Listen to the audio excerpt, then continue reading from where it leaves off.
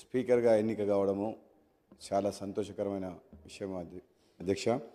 నిజంగా చెప్పాలంటే మేము ఈసారి ప్రభుత్వం వచ్చిన తర్వాత మీరు ఒక పొజిషన్లో ఉంటారు అనుకున్నాం. చాలా కష్టపడి పైకి వచ్చిన మీరు అంతకంటే ఇంకా పెద్ద స్థానంలో గౌరవప్రదమైన స్థానం వచ్చేసరికి ఇంకా చాలా ఆనందం కలిగింది. సంతోషకరమైన వార్త.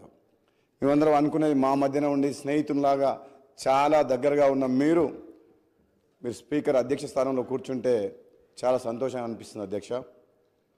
ప్రతిపక్ష సభ్యులు అందరూ కూడా మాట్లాడినప్పుడు వాళ్ళకి సమయం ఇవ్వాలని కోరుతున్నప్పుడు గత శాసనసభలో నేను కూడా 3.5 సంవత్సరాలు పనిచేసిన అధ్యక్ష.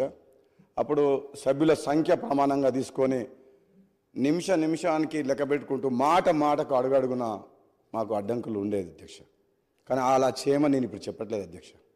సంఖ్యాపరంగా కాకుండా ప్రజా సమస్యల మీద మాట్లాడేటప్పుడు ప్రతిపక్ష సభ్యులకు తగిన సమయం ఇవ్వాలని, అధికారపక్షమైన ప్రతిపక్షమైన ఈ తెలంగాణ రాష్ట్ర ప్రజలు ఎన్నో ఆశలతో తెలంగాణ రాష్ట్రం సాధించుకున్నారు కాబట్టి ఈ ప్రజాస్వామ్యాన్ని కాపాడే విధంగా ప్రశ్నించే గొంతుగా ప్రజల పక్షాన ప్రజాప్రతినిధులుగా ఎన్నికై ఈ సభకు వచ్చిన ప్రతి ఒక్కరికి కూడా వాళ్ళ సమస్యలు కానీ వాళ్ళ నియోజకవర్గ సమస్యలు కానీ తెలంగాణ రాష్ట్రంలో ఎన్నో ఆశలతో పెట్టుకున్న ప్రజల సమస్యలు కానీ మాట్లాడే అవకాశం మీరందరికీ కూడా కల్పిస్తారని చెప్పి కోరుకుంటూ, ఒక విధంగా చెప్పాలంటే గతంలో జరిగిన చేదు అనుభవాలను నేను చెప్పదలుచుకోలేదు. కానీ సభ్యులందరికీ కూడా అధికార పక్ష సభ్యుల పార్టీ తరఫున మేము మాటిస్తున్నాం.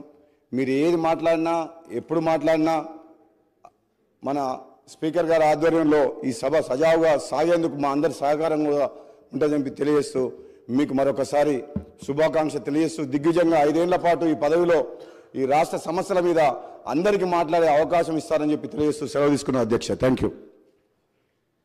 శ్రీ ఆది శ్రీనివాస్ గారు.